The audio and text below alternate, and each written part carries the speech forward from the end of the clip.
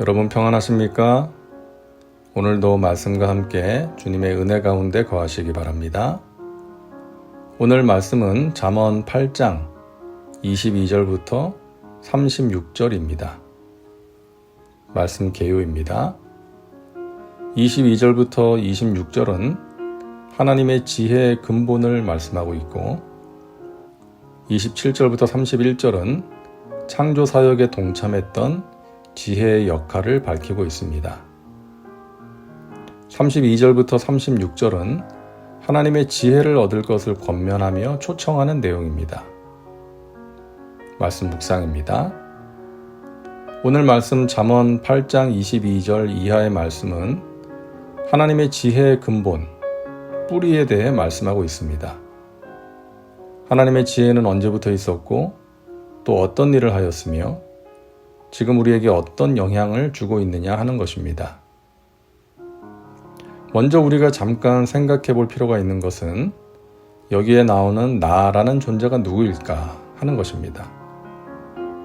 22절을 보면 나를 가지셨으며 23절에도 내가 세움을 받았나니 라고 말씀하는데 여기서의 나가 누구냐? 두 가지 의견이 있는데요. 먼저는 성자 하나님, 예수님을 말하는 것이다.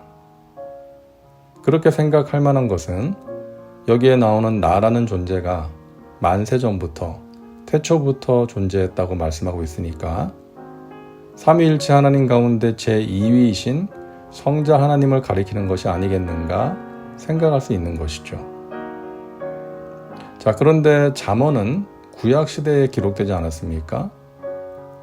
물론 성령의 감동과 계시로 예수님에 대해서 기록할 수도 있겠지만 그것보다는 잠언 말씀에서 계속해서 강조하는 하나님의 지혜를 말하는 것이다. 이렇게 생각하는 것이 좋을 것 같습니다. 그렇다면 먼저 하나님의 지혜가 언제부터 있었을까? 22절과 23절이죠. 야훼께서 그 조화의 시작 곧 태초에 일하시기 전에 나를 가지셨으며 만세 전부터 태초부터 땅이 생기기 전부터 내가 세움을 받았나니.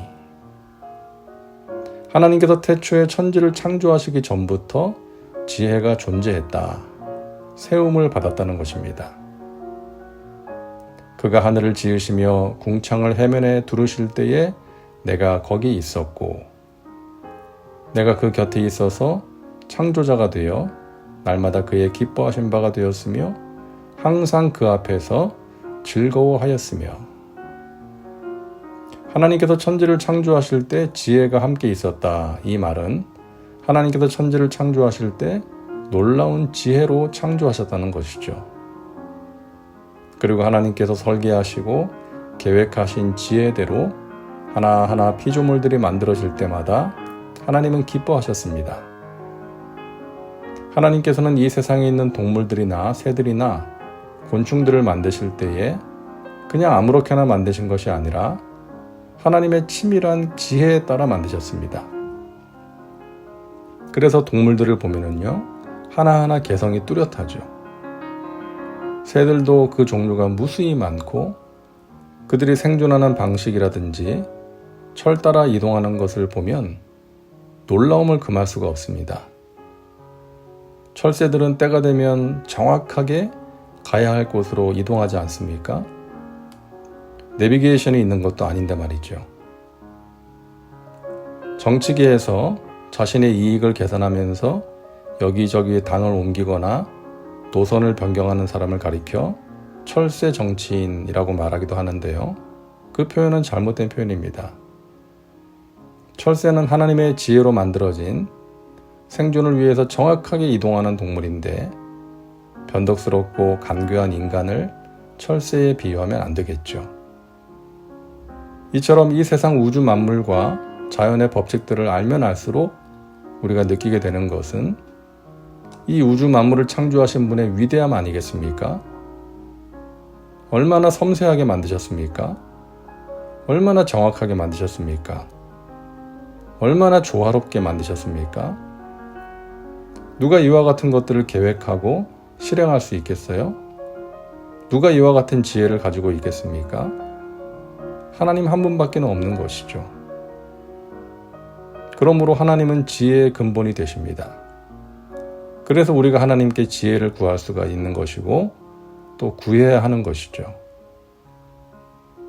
하나님의 창조의 절정은 하나님의 형상을 닮은 사람이 만들어졌을 때였습니다. 사람이 거처할 땅에서 즐거워하며 인자들을 기뻐하였느니라. 하나님께서는 최고의 지혜와 기술을 동원하셔서 인간을 창조하시고 기뻐하셨습니다. 인간에게 자유의지를 주셔서 스스로 판단하고 결정하게 하셨습니다. 그런데 그만 인간은 놀라운 하나님의 지혜를 버리고 사탄의 지혜를 따르고 말았죠. 사탄의 지혜는 하나님의 창조 세계에서 하나님의 존재를 밀어내고 인간 스스로를 최고로 만드는 것입니다. 인간은 하나님께서 최고의 지혜로 만드신 자신의 머리와 자유의지로 하나님의 뜻에 순종하지 않고 자기 욕심을 채우고자 했던 것이죠. 그 결과 인간은 어마어마한 하나님의 축복을 걷어차버리고 고생길을 자처하게 된 것입니다. 그러나 하나님은 놀랍게도 그런 인간들을 위해서 다시금 놀라운 하나님의 지혜로 예수 그리스도를 통한 구원의 길을 만드시고 그 길을 갈 수 있는 믿음을 우리에게 주신 것입니다. 대저 나를 얻는 자는 생명을 얻고 야훼께 은총을 얻을 것임이니라. 하나님의 지혜는 하나님의 말씀 안에 있습니다. 그 말씀을 믿는 자, 즉 하나님의 지혜를 얻는 자는 생명을 얻습니다. 죄와 저주와 사망에서 벗어난 영원한 생명, 구원이죠. 그리고 하나님이 주시는 아름답고 능력 있고 풍성한 삶을 말합니다. 이 세상의 그 무엇보다 하나님의 말씀을 붙들고 살아갈 때, 즉 하나님의 지혜를 얻으며 살아갈 때에 우리는 아름답고 복된 삶을 살아갈 수가 있습니다. 하나님의 말씀으로 세상을 살아갈 지혜, 고난을 이겨낼 수 있는 지혜를 얻으시고 말씀으로 기도에 응답받고 승리하는 복된 삶을 살아가시기를 바랍니다. 말씀 적용입니다. 오늘 말씀을 통해 당신에게 주시는 메시지는 무엇입니까? 자신과 삶의 현장에 구체적으로 적용하시기 바랍니다. 이제 기도합니다. 사랑과 은혜가 풍성하신 하나님, 오늘도 말씀과 함께 살게 하시니 감사합니다. 태초 이전부터 존재했던 하나님의 놀랍고 위대한 지혜를 우리에게 부어 주옵소서. 그 지혜를 얻기 위해 말씀을 가까이 하게 하시고 말씀으로 응답받고 말씀으로 승리의 삶을 살게 하옵소서. 예수님의 이름으로 기도하옵나이다. 아멘. 오늘도 말씀과 함께 은혜 가운데 거하시기 바랍니다. 여러분 사랑하고 축복합니다.